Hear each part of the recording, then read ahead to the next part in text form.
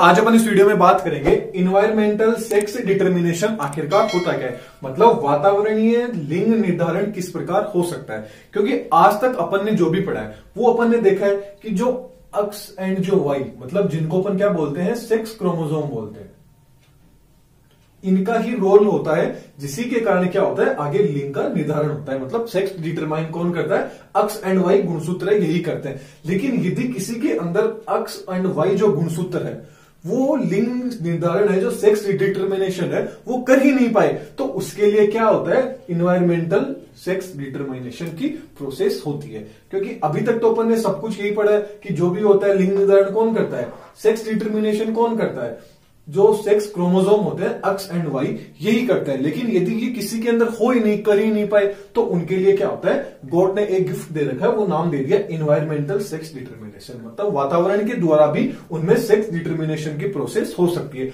अब देखिए, इन्वायरमेंटल जो फैक्टर होते हैं, कौन से इन्वायरमेंटल जो फैक्टर है वो अपना रोल प्ले करते हैं किसमें, लिंग निर्धारण के अंदर। कौन कौन से हो गए इन्वायरमेंटल फैक्टर, जैसे कि टेम्परेचर हो गया एंड पीएच हो गई, एक्सेट्रा। इनका क्या होता है, इन्वायरमेंटल फैक्टर्स है ये, इनका रोल होता है सेक्स डिटरमिनेशन के अंदर। अब कौन से प्राणियों के अंदर होगा ये किसके अंदर पाया जाएगा, तो अपन बात कर लेते हैं कि किसके अंदर पाया जाता है, जो टर्टर्स होते हैं, मतलब जिनको अपन कछुआ बोलते हैं। क्या बोलते हैं, टर्टर। उनके अंदर क्या होता है, जो कछुआ है उसके अंदर ये प्रोसेस पाई जाती है, कछुए के अंदर। या अपन बोल सकते हैं ऑलमोस्ट जितनी भी जो क्रोकोडाइल्स की स्पीसीज है,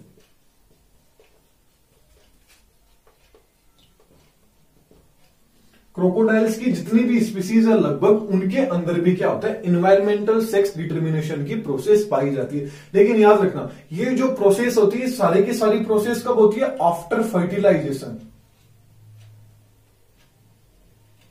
ये सारी की सारी प्रोसेस कब होती है, आफ्टर फर्टिलाइजेशन। ये सारी की सारी प्रोसेस फर्टिलाइजेशन के बाद में होगी। कौन सी, सेक्स डिटरमिनेशन की। जो भी टेम्परेचर होगा, पीएच होगी, अपना रोल उसके बाद में प्ले करेंगे। तो देखिए कैसे ये अपना रोल प्ले करते हैं। डायरेक्ट ये तो है नहीं कि डायरेक्ट जो टेम्परेचर होगा वो ही अपना रोल प्ले कर देगा, नहीं। एक छोटा सा एंजाइम होता है जिसका नाम है एरोमेटेज।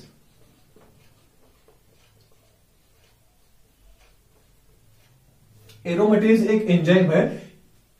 इस एंजाइम का रोल थोड़ा सा इंपॉर्टेंट होता है किसके अंदर, इन्वायरमेंटल सेक्स डिटरमिनेशन के अंदर। कोई भी जीव है उसके अंदर जो सेक्स डिटरमिनेशन की प्रोसेस है, जिनको जो किसके अंदर होगा, इन्वायरमेंट के द्वारा ही हो, उनके अंदर एक एंजाइम होता है एरोमेटेज एंजाइम। ये अपना रोल प्ले करता है सेक्स डिटरमिनेशन में। तो देखिए जनरली होता क्या है कि जो एग होता है, जो एग है, उस एग का जो इंक्यूबेशन जो पीरियड है, क्या होगा, जो इंक्यूबेशन जो पीरियड है, उसको इंक्यूबेशन के लिए उस एग को कितने टेम्परेचर की, यदि टेम्परेचर 22 डिग्री से लेके 28 डिग्री के समथिंग होगा, यदि कोई एग है किसका, जो कछुआ हो गया या जो क्रोकोडाइल्स हो गया, इनका जो एग है, यदि वो एग इंक्यूबेशन होगा उसका कितनी डिग्री पे, 22 से लेके 28 के बीच में, तो उससे जो ऑफ स्प्रिंग मिलेगा, जो भी प्रोडक्ट मिलेगा, वो क्या होगा, मेल होगा। वो क्या होगा, मेल होगा। यदि ठीक ऐसे ही कोई एग है, उसका इंक्यूबेशन है, वो आपका कितना हो रहा है, 30 डिग्री अबाउ हो रहा है, 30 डिग्री या अबाउ, 30 डिग्री या उससे ज्यादा हो रहा है, तो उससे क्या मिलेगा, फीमेल मिलेगी। उससे क्या मिलेगी, फीमेल मिलेगी। मतलब एग है, उस एग का इंक्यूबेशन हो रहा है 22 से लेके 28 डिग्री के बीच, तब तो उससे क्या मिलेगा, उस एग से क्या प्रोड्यूस होगा, क्या ऑफ स्प्रिंग मिलेगी, मेल मिलेगा। ठीक ऐसे ही यदि वो टेम्परेचर 30 डिग्री से अबाउ है या उतना है, तो उससे क्या मिलेगी, फीमेल प्रोड्यूस होगी, उससे फीमेल डेवलप्ड होगी। Okay, that's clear. अब देखिए एरोमेटेज का रोल कैसे इंपॉर्टेंट होता है। एरोमेटेज जो एंजाइम है, इस प्रोसेस के अंदर, ये जो प्रोसेस अपन ने देखी है, इसके अंदर इस एंजाइम का रोल कैसे प्ले होता है। तो देखिए जो टेस्टोस्टेरोन होता है,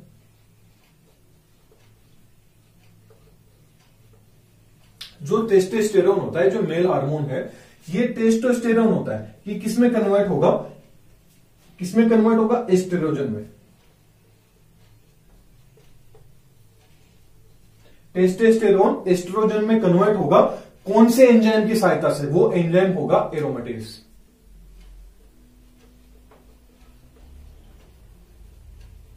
यदि क्या होगा, जो टेस्टोस्टेरोन होगा ये एरोमेटेज एंजाइम की सहायता से किसमें कन्वर्ट हो जाएगा? एस्ट्रोजन के अंदर कन्वर्ट हो जाएगा। अब देखिए जो एरोमेटेज होता है ना, याद रखना, जो एरोमेटेज जो एंजाइम होता है ये एंजाइम टेम्परेचर के समानुपाती होता है। मतलब अपना जो एरोमेटेज एंजाइम होगा ना, ये किसके समानुपाती होगा? टेम्परेचर के समानुपाती होगा। एरोमेटेज किसके समानुपाती होता है? टेम्परेचर के समानुपाती। अब तो देखिए यहां पे क्या होगा, यदि जो टेम्परेचर होगा, यदि टेम्परेचर लो होगा, टेम्परेचर क्या होगा? यदि लो होगा।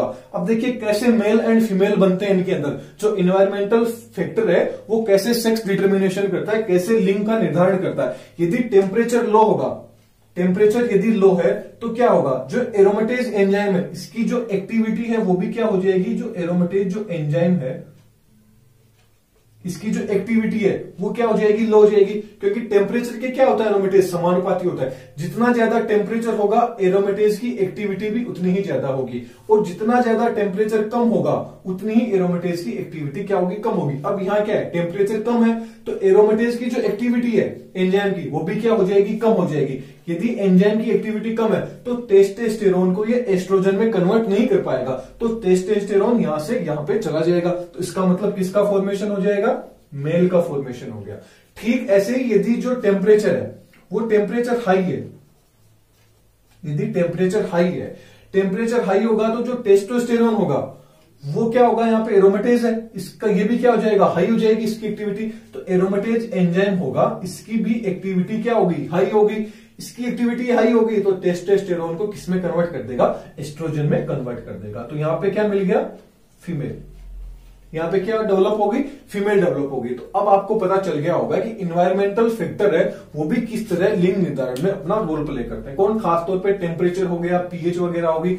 तो टेम्परेचर के साथ एक एंजाइम है उसका नाम याद रखना, ये एनसीईआरटी में दे रखा है, काफी इंपॉर्टेंट है, एरोमेटेज एंजाइम। यदि क्योंकि एरोमेटेज एंजाइम है वो टेम्परेचर के समानुपाती होता है, तो जितना ज्यादा एरोमेटेज की एक्टिविटी, टेम्परेचर की एक्टिविटी बढ़ेगी एरोमेटेज भी उतना ही बढ़ेगा। तो ये टेस्टोस्टेरोन को किसमें कन्वर्ट कर देगा, एस्ट्रोजन में। मतलब जितना ज्यादा लो होगा टेम्परेचर तो क्या मिलेगा, मेल प्राप्त हो जाएगा, और टेम्परेचर यदि हाई होगा तो वो किसमें कन्वर्ट हो जाएगा, एक फीमेल के अंदर कन्वर्ट हो जाएगा। That's clear. ये थी एक छोटी सी वीडियो, कैसी लगी कमेंट बॉक्स में बताइएगा। नोट्स मैंने आपको बता रखा है, टेलीग्राम पे अवेलेबल करा दिए जाएंगे। थैंक यू, नेक्स्ट वीडियो में फिर मिलेंगे।